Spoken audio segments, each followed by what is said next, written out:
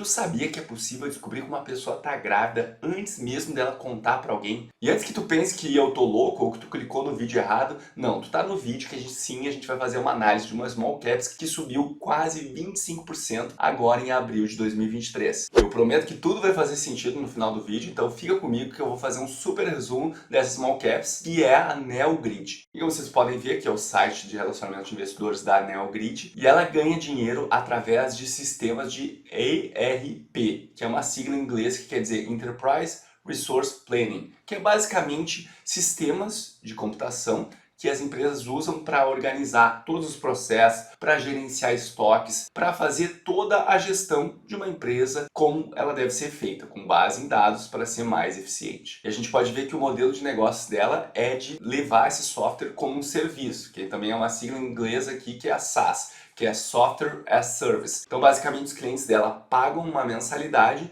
para poderem usar esses sistemas dentro das suas operações. E aqui a empresa está dizendo como que é feita a formação de preço para os seus clientes. Basicamente, ela agrupa os seus sistemas em 3 tipos diferentes: Integration, Demand Activation e Replenishment. E aqui ela está explicando como que ela faz o cálculo do custo que ela vai passar para o cliente. Então aqui, nesse tipo de sistema, é basicamente pelo volume de transações, ou seja, quanto de dados trafega nesses sistemas. Já nesse outro tipo de sistemas é a quantidade de conexões, porque basicamente nesses sistemas aqui, eles integram dados de vários fornecedores, de várias empresas. E aí, quanto mais empresas, quanto mais fornecedores estiverem conectados, eles vão cobrar um pouquinho mais caro por isso. E esses outros sistemas aqui, que tem mais a ver com reposição de estoques, eles cobram pelo tamanho da operação. E apesar da maior parte das receitas da empresa vierem de dentro do Brasil, tem basicamente 20%, ficou oscilando perto desse percentual aqui em 2021, 2020 e 2019, de receitas que são de clientes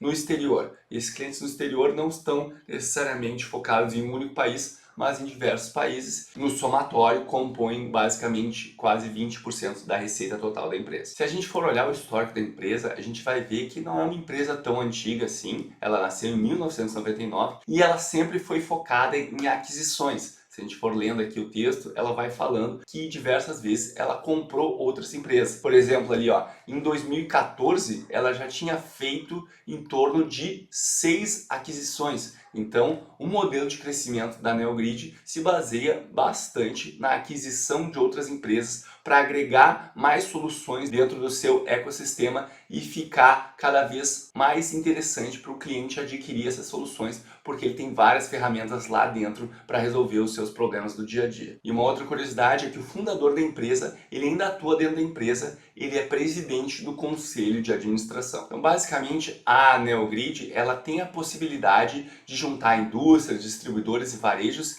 e conectar esses dados e aí fornecer mais inteligências tanto para a indústria como para o varejo, para que eles possam ser mais eficientes nas suas operações. Com certeza, hoje, em 2023, ChatGPT, inteligência artificial, tu já deve ter ouvido falar que os dados são um novo petróleo. Na verdade, essa frase já é bem antiga nos dias de hoje. Mas deixa eu só contar uma historinha para vocês, lembrando lá da moça grávida que eu falei no início do vídeo, para mostrar para vocês como realmente os dados são poderosos. E essa história que eu estou contando para vocês, ela é contada lá dentro do livro O Poder do Hábito. Dentro do livro, ele conta a história da Target, que é basicamente um mercado americano e vende muitas coisas lá, é tipo um Walmart, só que, claro, menor. Mas a Target, ela começou a investir nesse setor de ciências de dados. O que eles queriam fazer? Eles queriam trabalhar esses dados das compras dos clientes para saber se eles poderiam mandar ofertas personalizadas para cada grupo de clientes e assim ter um resultado melhor. E teve um analista lá dentro da Target que, olhando os dados, começou a verificar que ele conseguia predizer com um grau muito grande de acerto quando algumas pessoas estavam grávidas. E não eram coisas óbvias como comprar fralda. Não, ele fazia uma análise de todas as compras da pessoa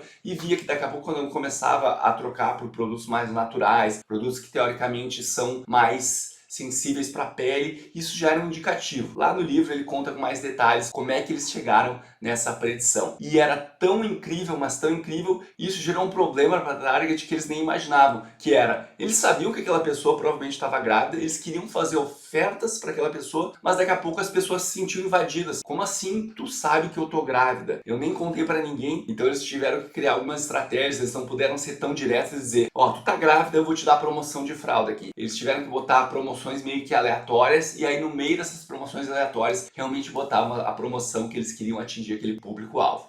Mas então essa é só uma historinha da vida real para mostrar como realmente, se tu tiver um trabalho bem forte dentro dos dados, tu pode gerar novas descobertas que tu nem imaginaria que tu iria ter antes de ter começado aquela análise. E ela segue falando que os sistemas dela permitem conexões de diferentes tipos de empresas, já que ela tem vários clientes, desde indústria, varejo, é natural que cada um desses clientes daqui a pouco utilize um sistema que a NeoGrid tem que permitir que esse sistema se conecte com o sistema delas para aí conseguir fazer essa captura dos dados e gerar essa inteligência de negócio, que é realmente o que ela vende essa solução para as empresas. E aqui tem uma figurinha que mostra como a NeoGrid busca agregar valores para os seus clientes. E os clientes da NeoGrid estão basicamente espalhados em diversos segmentos, como os de bens de consumo, farmácia, casa e construção, eletroeletrônicos e de moda, são a maior parte dos clientes da NeoGrid. E é interessante mostrar que quanto mais produtos o cliente adquire da NeoGrid, ela também aumenta o potencial de vender outros produtos dentro da empresa, porque os produtos da empresa, eles meio que se correlacionam. Porque se tu adquirir um produto que tem uma funcionalidade, daqui a pouco tu adquirir outro produto, essas funcionalidades vão se combinar, trazendo ainda mais resultado para o teu negócio. Então, se um cliente daqui a pouco começa assinando um produto e ele gosta do produto, eles gostam dos resultados, é provável que ele vá assinar outros produtos dentro de toda a carteira de produtos que a NeoGrid oferece.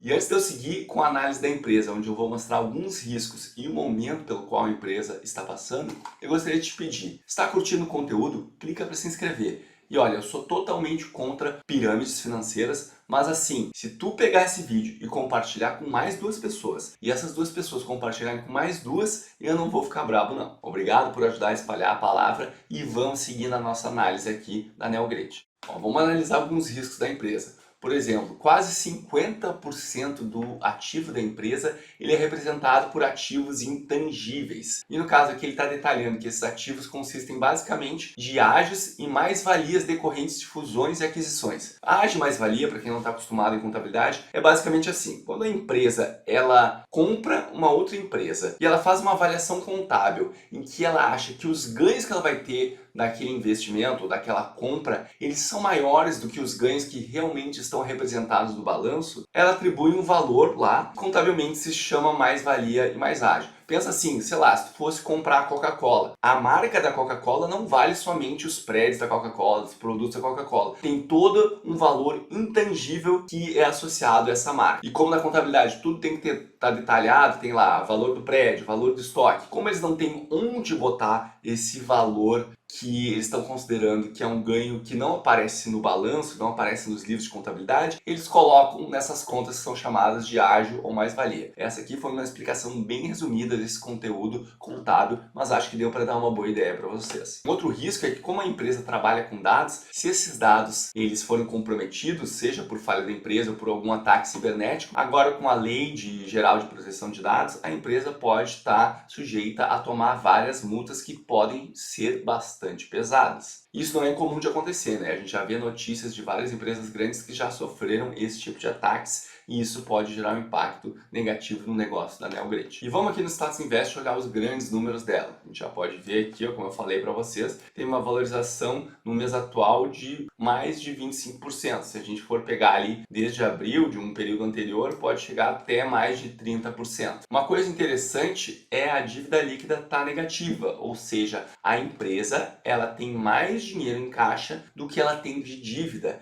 Então, se ela quisesse, ela poderia pagar todas as suas dívidas e ela ficaria ainda com dinheiro sobrando, o que é bastante interessante, especialmente para uma empresa que trabalha com tecnologia de informação e uma empresa que faz bastante aquisições. É bem normal empresas desse segmento ou que fazem muitas compras geralmente estarem com bastante dívida, o que não é o caso da NeoGrid. Vamos olhar aqui, ó. A gente pode ver que as receitas dela vinham crescendo. Basicamente elas começaram a crescer bem pouquinho. Se eu for olhar no trimestral, vamos ver esse número aqui, basicamente no trimestral dá para ver que as receitas ficaram um pouquinho estagnadas. Mas o lucro líquido, quando a gente vê, ele parece que está numa trajetória bem crescente, especialmente considerando o histórico dela. Vamos olhar o anual também aqui para a gente ter uma outra noção. E sim, é um lucro que ficou mais ou menos estável nos últimos anos, mas ele vinha num movimento crescente ali desde 2019. E se nós olharmos no último trimestre, que a gente tem os resultados, a gente vai ver que esse lucro cresceu bastante nesse último trimestre. E a gente vai dar uma olhada com mais calma nisso, porque teve alguns efeitos não recorrentes. E aqui na apresentação eles falam que esse crescimento que eles tiveram no trimestre anterior foi o maior crescimento da história, e eles estão com bastante confiança que eles vão seguir crescendo bastante em 2023 e em 2024. Então a gente vai ter que esperar para ver se realmente eles vão conseguir cumprir o que eles estão dizendo que vai acontecer. Só um parênteses, eu acho muito engraçado essas frases que às vezes eles põem nessas apresentações que mistura português e inglês. Olha aqui, apontamos para o baseline de receita, ou seja, a linha de referência que eles estavam falando, recorrente que nós temos esse ano. Vamos terminar o ano num patamar muito maduro. Beleza. Para ter um 2024 Gold. Eu acho engraçada essa frase, mas enfim, talvez seja só eu. E vamos seguir analisando aqui. Como eu falei, eles tiveram um recorde de vendas na história da Neogrid, só que eu falei também que tinha alguns efeitos não caixa, ou seja, teve alguns efeitos ali no lucro que aumentaram aquele lucro, mas na verdade isso não teve repercussão de entrada de dinheiro. Aí eles estão falando aqui que ao excluir esses efeitos não caixa, o lucro líquido ele foi de 6,1 milhões, representando um aumento de 36%, uma margem e ganho de 2,1 pontos percentuais. Então, mesmo tirando os efeitos não caixa, ainda foi um resultado bem interessante para a empresa. Explicando ainda mais sobre esse lucro caixa e lucro não caixa. Lucro caixa é basicamente aquele lucro de dinheiro que realmente entrou na tua mão. Lucro contábil é um lucro que ainda não entrou na tua mão, mas se espera que vai entrar no futuro. Então está dizendo aqui, ó, que em 2022 o lucro caixa foi de 33 milhões, teve uma margem líquida de 12,5%, o que foi um incremento de 1 ponto percentual em relação a 2021. Então quando a gente olha para o lucro apresentado, ele foi muito maior do que os outros trimestres, mas teve efeitos não recorrentes e efeitos que não tiveram efeito no caixa. Mas mesmo depois de excluir esses efeitos, ainda assim a empresa apresentou um bom resultado nesse último trimestre. E possivelmente foi isso que o mercado gostou. Os resultados foram divulgados ali em março e agora em abril. Mas se a gente pegar o histórico lá, de repente desde março começou a ter umas quedas, mas depois reverteu numa grande subida. E só aqui, ó, por exemplo, tomando como parâmetro o número de analistas que tem aqui analisando a empresa segundo o Status Invest, são apenas 2. E é uma empresa small caps, então é bem provável que não esteja todo mundo focado na análise dela. Isso talvez possa explicar também a demora entre a empresa divulgar os resultados que foram bons e ela ter essa alta grande mais ou menos um mês depois. Então, parece que a empresa realmente está vivendo um bom momento e que ela deve ter um bom crescimento agora em 2023 e em 2024. Olhando a empresa até me pareceu interessante, mas eu tenho que confessar para vocês que eu tenho certo preconceito com o setor de tecnologia quando a gente está falando de empresas brasileiras. Por mais que a gente tenha muitas pessoas qualificadas aqui no mercado e muitas vezes a gente até exporta profissionais, quando a gente fala de competidores internacionais, realmente a competição é bastante acirrada. Afinal, quando a gente fala do Brasil, a gente geralmente pensa em commodities. A gente não pensa em Brasil, um grande produtor de soluções de tecnologia de informação. Então eu tenho um pouco receio de concorrência. Mas pode ter um ponto positivo, é que o Brasil é tão complexo que talvez não é fácil para uma empresa de fora vir aqui e fazer as suas soluções funcionarem dentro do contexto brasileiro. Então talvez uma empresa que já nasceu aqui dentro do Brasil, já está acostumada com toda essa loucura, tanto da parte tributária, tanto da parte de transporte, de frete, enfim, vocês vivem no Brasil, vocês sabem como é que é. Talvez essa empresa brasileira possa levar vantagem por esse motivo. E aí, o que tu achou da empresa? Tu investiria nela ou não? Lembrando que o setor de tecnologia ele é muito volátil. Apesar dela ter subido agora 25%, 30%, nos últimos 5 anos ela caiu mais de 80%. Então, muito cuidado ao expor a tua carteira muito a esse setor de tecnologia. Lembre-se que investir é preciso. Um grande abraço e até a próxima.